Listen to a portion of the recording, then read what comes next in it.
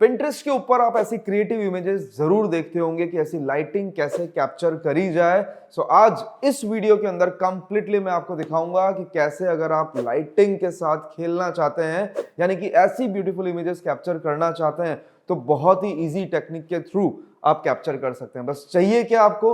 कुछ lighting setup, एक camera और प्रॉपरली मॉडल के साथ शूट करने का एक प्रॉपर तरीका। आज इस वीडियो के अंदर हम 3 लाइट सेटअप यूज करने वाले हैं, जिसके अंदर पहली लाइट जो है हमारी वो है कंटिन्यूस लाइट, वो है 500 वॉट की, और दूसरी भी सेम लाइट हमारी 500 वॉट की है। बट जो तीसरी जो हमारी बैकग्राउंड पे लाइट दिख रही है वो है हमारी 150 वॉट की। और कैमरा जो मैं यूज कर रहा हूं वो है R5 Mark II, वो भी 70-200 mm लेंस के साथ, जो नॉर्मली फोटोग्राफर के पास इजीली अवेलेबल रहता है। और ये सारा का सारा कंटिन्यूस लाइट का खेल है जो मैं आज आपको प्रैक्टिकली यहाँ पे दिखाने वाला हूँ। तो अगर आप सीखना चाहते हैं तो प्रॉपर वे से आपको ये वीडियो देखने के साथ साथ एक बार प्रैक्टिस जरूर करनी होगी। और रिजल्ट्स में अगर आपको कुछ ना कुछ बेनिफिट जरूर मिला हो ना, तो कमेंट बॉक्स में मुझे जरूर बताना कि आपने ये वीडियो देखने के बाद कौन कौन से ऐसे पोर्ट्रेट्स कैप्चर किए, और उसको इंस्टाग्राम, फेसबुक पे जरूर हमको टैग कीजिएगा।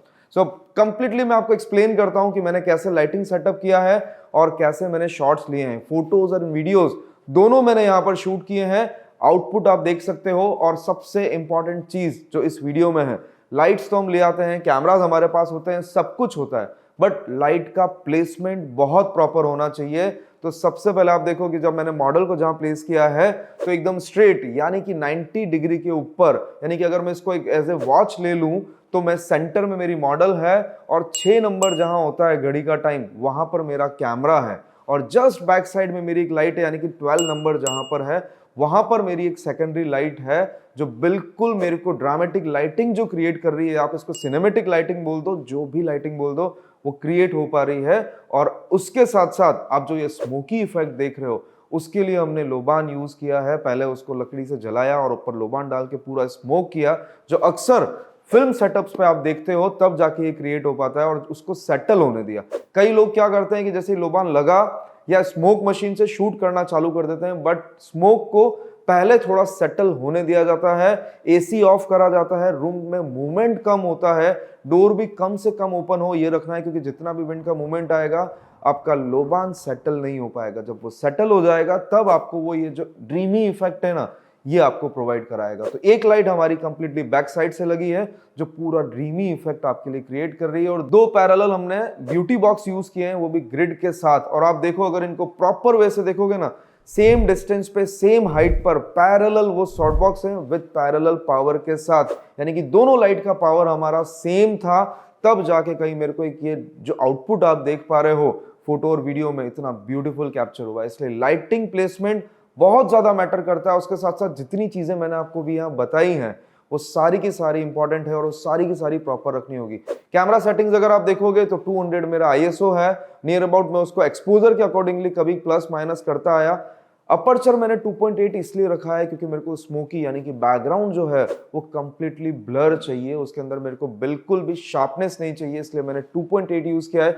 अगर आपके पास 1.4 या 1.8 अवेलेबल है तो आप उससे भी शूट कर सकते थे, पर मैंने यहाँ पर 2.8 रीजन से शूट किया है ताकि 70-200 कॉमन लेंस है, सभी के पास होता है। कोई अगर बिगनर कैंडिड भी शूट स्टार्ट करता है ना, तो एक बार 70-200 से वो सारे फोकल लेंथ का यूज कर सकता है, यानी कि 70 mm भी मिल जाता है, 85 मिल जाता है, और टैली करके भी अच्छे पोर्ट्रेट्स कैप्चर कर सकता है 200 mm के ऊपर। व्हाइट बैलेंस मैंने रखा है नियर अबाउट 5000, और ये जितनी इमेजेस आप देख रहे हो ये मैंने प्रॉपर तरीके से इसी लाइट सेटअप के साथ शूट करी।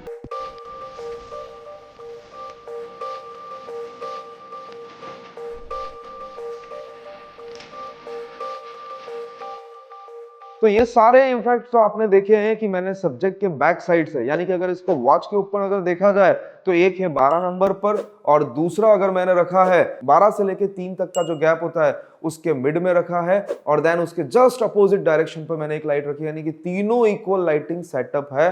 और ये ड्रामेटिक इमेजेस जो आप देख रहे हो ये सारी कैप्चर हुई है। बट उसके बाद मैंने थोड़ा वेरिएशन किया, फ्रंट मैंने ऐड करा है वो है गोबो के साथ, यानी कि मेरे को सिर्फ और सिर्फ आईज हाईलाइट करनी थी, सिर्फ लिप्स हाईलाइट करने थे या सिंगल आई मेरे को हाईलाइट करनी थी, तो ये आप कैप्चर कर सकते हैं कंटिन्यूस लाइट के साथ भी एंड फ्लैश लाइट के साथ भी। बट यहाँ पर मैंने आपको कंप्लीट एक्सप्लेन किया है कंटिन्यूस लाइट के साथ, क्योंकि तो बहुत इजी हम कैप्चर कर सकते हैं, बट स्टूडियो लाइट पे करना होता है तो थोड़ा डिफिकल्ट होता है।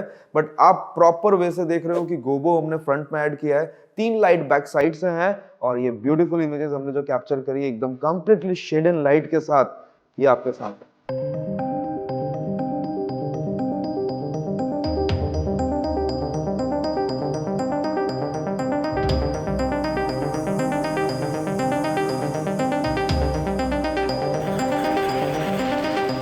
के बाद मैंने थोड़ा वेरिएशन किया कि लाइट्स को मैंने जस्ट स्प्लिट कन्वर्ट कर दिया, यानी कि मॉडल के पैरेलल मैंने स्टैंड किया है। बट जो मेरी मेन लाइट है, जो व्हाइट लाइट मेरे को प्योर मिल रही है, उसको मैंने सब्जेक्ट के पैरेलल लाइटिंग यानी कि 180 डिग्री से थोड़ा सा बैक किया है। तब आप देखो मेरे को एक साइड तो कंप्लीटली रेड फिल आ रहा है और जहां से मेरी मेन लाइट आ रही है जो प्योर व्हाइट लाइट है, उसका इफेक्ट कितना ब्यूटीफुल कैप्चर हो रहा है। तो लाइट का प्लेसमेंट बहुत मैटर करता है, क्योंकि एक इमेज अगर मैंने आगे से रखी लाइट तो वो उतना आपको इफेक्टिव इमेज पोर्ट्रेट कैप्चर नहीं करा कर देगा। फेस पर सिर्फ लाइट अगर दिखती है तो फोटोग्राफी में लाइट की जितनी इंपॉर्टेंस है ना, उसी के साथ साथ शेडोज की भी इंपॉर्टेंट है। तो जैसे ही मैंने लाइट पीछे की तरफ करी और इमेजेस कैप्चर किए, तब आप रिजल्ट देखो, मैंने पोज के अकॉर्डिंगली लाइट रखी और कितना ड्रामेटिक, यानी कि लाइट का और शेडोज का कॉम्बिनेशन कितना प्यारा मिला है।